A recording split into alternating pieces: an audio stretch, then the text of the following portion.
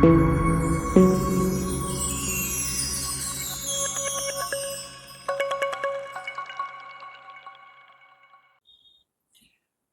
Students, आज देखेंगे projectile motion.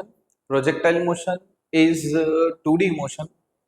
जैसे चैप्टर नंबर 2 जो है हमारा, वो मोशन इन वन डायमेंशन, जिसमें हमने ये वाला मोशन देखा, यानी कि straight line motion, translatory motion, ऐसा है, vertically upward motion, free falling motion.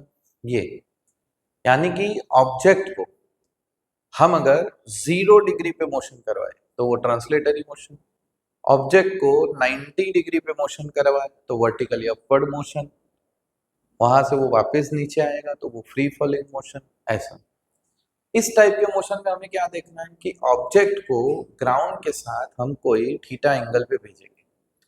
Obviously जैसे मैं अगर कोई एग्जांपल दे दूं तो बैट्समैन अगर कोई बॉल को हिट करेगा और 6 लगाएगा तो बॉल कैसे जाएगा, कुछ इस तरीके से जाएगा, है ना। तो ये पाथ कैसा दिख रहा है आपको, पैराबोलिक। तो इसे ही हम लोग प्रोजेक्टाइल मोशन बोलते हैं। कोई फुटबॉलर बॉल को किक मारेगा, बराबर, तो वो भी कैसे जाएगा, कुछ इस तरीके से जाएगा, है ना। हमने बाउंड्री पे से बॉल पकड़ा और विकेट कीपर को कैच, तो वो भी कैसे जाएगा, कुछ इस तरीके से जाएगा। आर्चरी वाले जब एरो को ऐसे निकाल के छोड़ते हैं तो हमें क्या लगता है वो सीधा छोड़ रहे हैं, लेकिन रियलिटी में वो सीधा नहीं छोड़ रहे। वो कैसे छोड़ रहे हैं, कुछ ऐसे एंगल पे छोड़ रहे हैं, ताकि क्या होगा, आर्चरी में जो एरो जाएगा वो सीधा ऐसे जाएगा उसके सामने, ठीक है ना। तो थोड़ा सा प्रोजेक्ट तो बहुत ही छोटे एंगल पे उसे भेजा जाता है, 5 डिग्री 10 डिग्री अराउंड। ओके, तो ये सारे जो है ना वो प्रोजेक्टाइल मोशन है। Projectile motion, motion in 2D का एग्जाम्पल। 2D यानी कि दो एक्सिस आ जाएंगे, एक एक्स आ जाएगा, दूसरा आ जाएगा वाई एक्सिस। तो यहाँ पे आपको दोनों के बारे में सोचना है ना। जैसे मैं यहाँ पे अगर बता दूं तो मान लो कि ये हमारा वाई एक्सिस है, ये एक्स है, कोई ऑब्जेक्ट है, उस ऑब्जेक्ट को हमने थीटा एंगल पे भेजा हुआ है। यहाँ पे देखो, ये ऑब्जेक्ट को इनिशियल वेलोसिटी यू ले ली, यू जितनी इनिशियल वेलोसिटी से हमने उसे थीटा एंगल पे ऐसे भेजा, तो बॉल जाएगा कैसे, कुछ इस तरीके से जाएगा बच्चों। बहुत बढ़िया, है ना। तो ये देखो, ये पैराबोलिक पाथ है और पैराबोला क्यू है, उसका प्रूफ भी आ जाएगा आगे, बराबर। चलो, तो यहाँ पे क्या हो रहा है, देखो एक्स में भी आगे बढ़ रहा है, वाई में भी डिस्टेंस देखना, उसका y distance increase increase increase increase increase, decrease decrease decrease decrease decrease decrease and zero. साथ में एक्स भी increase increase increase increase increase and ball यहाँ पे गिरेगा, बराबर। सीधा कैलकुलेशन स्टार्ट करता हूँ। इस वीडियो में हम क्या देखेंगे, इसके टोटल 8 कंपोनेंट। अगर ये 8 कंपोनेंट किस तरीके से आते हैं वो आपने समझ लिए, तो इसके बाद पूरा प्रोजेक्टाइल की सारी थियरी आप खुद बना सकते हो। ओके, तो यहाँ पे एक्स कंपोनेंट के 4 है और वाई कंपोनेंट हमारे 4 है। इस वीडियो में इतना देखेंगे, फिर आप लोग ये सारे 8 वाट याद कर लेना। तो इसके बाद वाले वीडियो में हम लोग range, time of flight, maximum height, इस वाले वीडियोस अलग अलग देखने वाले, ठीक है। तो पहला देखो यहाँ पे कि हमने ऑब्जेक्ट को u जितनी इनिशियल वेलोसिटी से थीटा एंगल पे भेजा है। बॉल को अगर भेजा तो बॉल जाएगा ऐसे, बॉल जितना दूर गिरेगा वो वाले x डिस्टेंस को बोला जाता है रेंज ऑफ प्रोजेक्टाइल। क्या बोला जाता है, range of projectile, and range is denoted by capital R. जितनी देर वो हवा में उड़ा, यानी कि देखो सपोज 1 2 3 4 5 6 7 8 9 10, तो 10 सेकंड तक हवा में उड़ा, तो उसे बोला जाता है टाइम ऑफ फ्लाइट। क्या बोला जाएगा, टाइम ऑफ फ्लाइट। आगे चलते हैं। इस दौरान उसने जितना मैक्सिमम हाइट गेन किया उसे बोलेंगे maximum height attain bye projectile, and it is denoted by capital H. उसे हम लोग कैपिटल एच बोलते हैं। तो हमें टाइम ऑफ फ्लाइट, रेंज और हाइट का फॉर्मूला डिराइव करना है, लेकिन ये वीडियो में नहीं, इसके बाद वाले अलग अलग वीडियोस में वो चीजें आएगी, ठीक है। आज हम सिर्फ ये 8 कंपोनेंट पढ़ेंगे, बराबर है।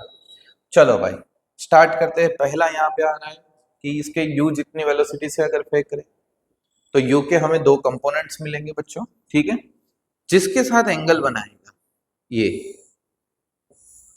तो वो वाला कंपोनेंट हो जाएगा हमारा u cos theta and another u cos theta के परपेंडिकुलर कंपोनेंट ये वाला, ये हमारा हो जाएगा u sin थीटा। ठीक है, u sin थीटा। तो ये हमारा u cos theta and another component is u sin theta. तो ऑब्जेक्ट को ऊपर ले जाने के लिए कौन सा रिस्पॉन्सिबल है, u sin थीटा, और ऑब्जेक्ट को x डायरेक्शन में आगे ले जाने के लिए कौन सा कंपोनेंट रिस्पॉन्सिबल है, u cos थीटा। ठीक है, हमें पता है कि हम कोई भी ऑब्जेक्ट को अगर ऊपर फेंकेंगे तो वो ऊपर जाएगा फिर वापस नीचे आएगा। क्यों नीचे आएगा, ड्यू टू ग्रेविटी, बराबर। तो अगर ऊपर फेंक रहे हैं और नीचे आ रहा है ड्यू टू ग्रेविटी, यानी कि y डायरेक्शन में उसे ग्रेविटेशनल फोर्स लग रहा है। हम जानते हैं कि F इक्वल्स टू क्या होता है, ma, है ना, F इक्वल्स टू ma। तो जहां पे भी फोर्स है वहां पे क्या है बच्चों, एक्सिलरेशन। अगर y डायरेक्शन में ग्रेविटेशनल फोर्स है तो y डायरेक्शन में ग्रेविटेशनल एक्सिलरेशन भी है। तो यहाँ पे मैं एक्सिलरेशन की बात करूं तो acceleration in y direction that is -g। अगर आप ऑब्जेक्ट को ऊपर फेंक रहे हो, कोई भी ऑब्जेक्ट को, तो आपको g माइनस लेना है। ठीक है, ये ध्यान रख लो, तो आपके सारे सब में सॉर्ट आउट हो जाएगा। आप अगर ऑब्जेक्ट को ऊपर फेंक रहे हो तो आपको g क्या लेना है बच्चों, माइनस लेना है। तो y डायरेक्शन में आपका g आ जाएगा माइनस। मान लो कि मैं कोई ऊपर से एक चीज को ऐसे छोड़ रहा हूं, तो ऑब्वियसली ऑब्जेक्ट कहाँ जाएगा, नीचे। क्यों, क्योंकि उसको नीचे की ओर यानी कि y डायरेक्शन में ग्रेविटेशनल फोर्स लग रहा है, बराबर। लेकिन कभी भी आपने ऐसा देखा कि किसी भी ऑब्जेक्ट को हम छोड़ेंगे तो x में गया हो, नहीं। क्यों, क्योंकि x में कोई फोर्स नहीं लगता है। हाँ, अगर एयर आ गया, विंड आ गया तो वो, लेकिन यहाँ पे हमारा ऐसा कुछ नहीं है। हम नेग्लिजिबल एयर रेजिस्टेंस के साथ पढ़ाई कर रहे हैं इस वाले क्वेश्चन में। तो x डायरेक्शन में कोई भी फोर्स लगता नहीं है। अगर x डायरेक्शन में फोर्स जीरो है तो एक्सिलरेशन इन x डायरेक्शन भी आपका जीरो होगा। अगर बच्चों एक्सेलरेशन जीरो है, अच्छा मुझे ये बताओ कि एक्सेलरेशन का काम क्या है भाई, स्पीड को बढ़ाना, और डी एक्सेलरेशन स्पीड को घटाता है। तो एक्सेलरेशन स्पीड को बढ़ाएगा लेकिन एक्सेलरेशन तो है ही नहीं, तो एक्स डायरेक्शन में स्पीड बढ़ने वाली नहीं है। यानी कि यू कॉस थीटा ही रहेगा, वो कभी बढ़ेगा नहीं। जब तक यहाँ पे जर्नी होगी तब तक हर मोमेंट पे एक्स डायरेक्शन की velocity u cos theta constant ही रहेगी। यानी ये पॉइंट ध्यान में रख लो, एक्स डायरेक्शन की velocity always remain constant in ground to ground projectile motion. ये जो मोशन है वो ground to ground projectile motion है। ठीक है, चलो जी आगे। इनिशियल वेलोसिटी की बात करें तो एक्स डायरेक्शन का इनिशियल वेलोसिटी क्या है, u cos थीटा। तो यहाँ पे लिखूंगा एक्स डायरेक्शन का u cos theta. y direction का इनिशियल वेलोसिटी क्या है, u y equals to u sin theta. बहुत बढ़िया, दोनों बातें हमने लिख ली। अब अगर यहाँ पे देखो, ये जो मेरा हाथ है वो y एक्सिस दिखाएगा, ये पाथ ऑफ प्रोजेक्टाइल दिखाएगा। ठीक है, तो ध्यान से देखना आप लोग, ये ये देखो, है ना। तो y कंपोनेंट कैसे चेंज हो रहा है, up zero down, up zero down, और ये पाथ ऑफ प्रोजेक्टाइल ऐसे होता है। अब हम x और पाथ ऑफ प्रोजेक्टाइल को देखते हैं। तो ये x डिनोट करेगा, ध्यान से देखना, ये इस तरीके से आ जाएगा, ये देखो, है ना, ये x का। Okay, now velocity at time t। तो वेलोसिटी का फॉर्मूला है भाई, velocity in x direction u x plus a x into t। लेकिन हमें पता है कि भाई वेलोसिटी u x क्या है, u cos थीटा। हमें पता है a x जीरो है, तो ये टर्म जीरो हो जाएगा। तो आपका v x क्या आ जाएगा, u cos थीटा।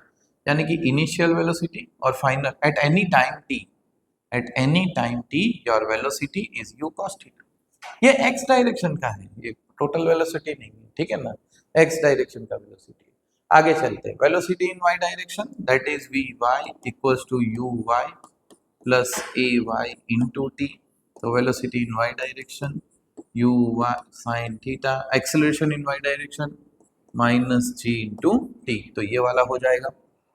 चलो भाई, डिस्प्लेसमेंट की बात करें बच्चों, डिस्प्लेसमेंट का फॉर्मूला है x equals to u x t plus 1/2 a x t square.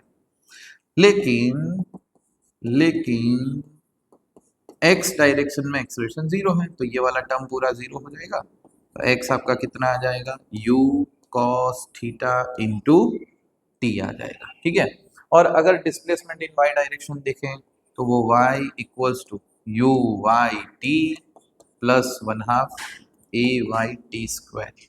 तो y आ जाएगा यू वाई यानी कि u sine theta into t minus 1/2 g t square आ जाएगा, ठीक है। तो ये आपको टोटल यहाँ पे बच्चों देखेंगे तो 8 फॉर्मूला मिल रहे हैं, ठीक है। सारे फॉर्मूला मैं आपको बता देता हूँ कहाँ। एक तो ये वाला हो गया आपका, सॉरी चेक कर लेते हैं हम लोग। चलो भाई ये एक ये हो गया, ठीक है। एक यहाँ पे ये हो गया यू साइन थीटा वाला, साइन थीटा वाला। दूसरा अगर देखें तो एक्सेलरेशन हो गया बच्चों आपका यहाँ पे, ठीक है। तो दो एक्सेलरेशन, एक वाई का एक एक्स का हो गया, ठीक है। तीसरा अगर हम देखें तो velocity at any time T, ये वाला फॉर्मूला हो गया आपका। यहाँ पे भी ये एट एनी टाइम टी का वेलोसिटी का फॉर्मूला, बराबर।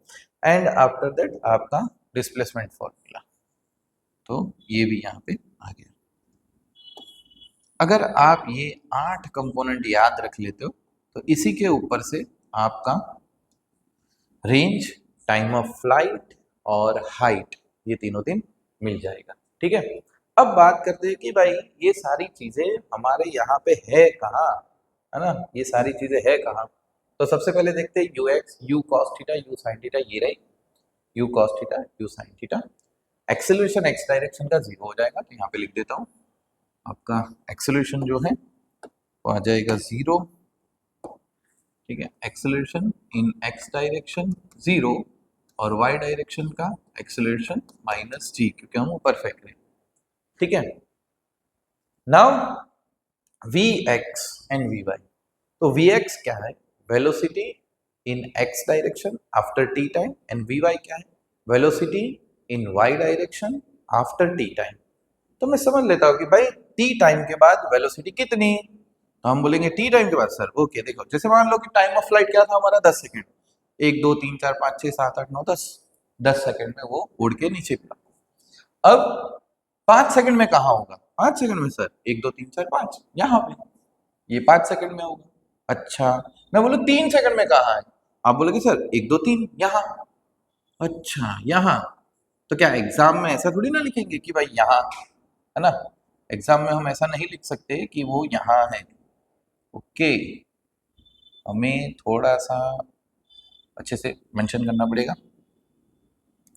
तो एग्जाम मान लो कि भाई वो 3 सेकंड के बाद यहाँ है, इस पॉइंट पे। तो अगर इस पॉइंट पे है तो ये पॉइंट 4 ऑप्शन में ऐसा थोड़ी होगा कि यहाँ, हमें कोई भी पॉइंट डिनोट करना होता है तो कैसे करते हैं, एक्स कोऑर्डिनेट वाई कोऑर्डिनेट।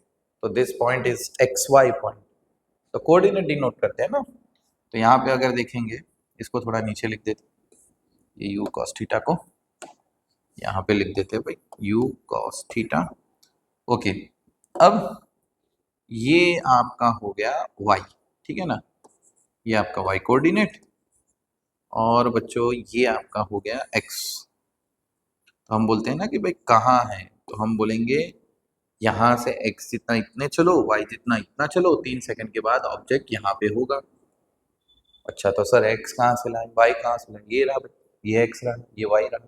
इसमें आपको डेटा दे दिए होंगे, वो डेटा का वैल्यू रखो, आपको x मिल जाएगा, y मिल जाएगा, ये x मिला, ये y मिला, आपका ये पॉइंट मिल गया। अच्छा सर 3 सेकंड के बाद पूछा है, तो t की जगह पे 3 रख दे, यहाँ पे भी t की जगह पे 3 रख दे, यहाँ पे भी 3 रख दे, तेरा आंसर आ जाएगा, सिंपल है ना। ये बहुत बेसिक बातें हो जाएगी, ये बातों से आप कुछ भी यहाँ पे फाइंड कर सकते हो, कोई भी टाइम पे पोजीशन फाइंड कर सकते हो, कोई भी टाइम पे वेलोसिटी फाइंड करो। अच्छा मैंने ऐसा पूछ लिया कि बता वेलोसिटी कितना है, 3 सेकंड के बाद वेलोसिटी कितना है, तो क्या बताएगा सर 3 सेकंड के बाद वेलोसिटी v है, ये रही, ये हो गई v वेलोसिटी। अच्छा कोई भी कर्व होता है बच्चों, वो कर्व के वेलोसिटी टेंजेंशियल डायरेक्शन में होगी। कोई भी कर्व होता है, वो कर्व के किसी भी पॉइंट पे वेलोसिटी टेंजेंट वाली डायरेक्शन में रहेगी। तो यहाँ पे देखो ये टेंजेंट वाली डायरेक्शन हो गई आपकी, ठीक है ना, ये टेंजेंट वाली डायरेक्शन होगी। चलो आगे। तो ये वेलोसिटी हो गई v। तो बेसिकली ये v है क्या? तो भाई v तो vx और vx और ये vy, उसका रिजल्टेंट आपका v है भाई। बहुत बढ़िया। तो सर vx क्या है? vx ये रहा u cos theta. Sir vy क्या है? vy ये रहा u sin theta minus dt। 3 second के बाद है तो यहाँ पे 3 रख, जी की जगह पे 10 रख, u दे दिया होगा, थीटा दे दिया होगा, तेरे को vy मिल जाएगा। यहाँ पे भी u होगा, थीटा होगा, ये रख देगा, अभी तेरे को vx मिल जाएगा। vx और vy से तेरे को यहाँ पे मिल जाएगा vx square plus vy square कर ले तो तुझे v मिल जाएगा, यानी कि 3 सेकंड के बाद वेलोसिटी ये फॉर्मूला से मिल जाएगी। ठीक है। अगर इसको थोड़ा मैं ढंग से यहाँ पे बता दूं कि ये एक्चुअली हुआ क्या है, तो ये हो गया v a bar plus b bar equals to r bar vector. याद करो ये वेक्टर हो गया भाई, है ना। कभी पूछ लिया कि ये जो वेलोसिटी है उसने हॉरिजॉन्टल के साथ कितना एंगल बनाया, तो हम बोल देंगे अल्फा, है ना।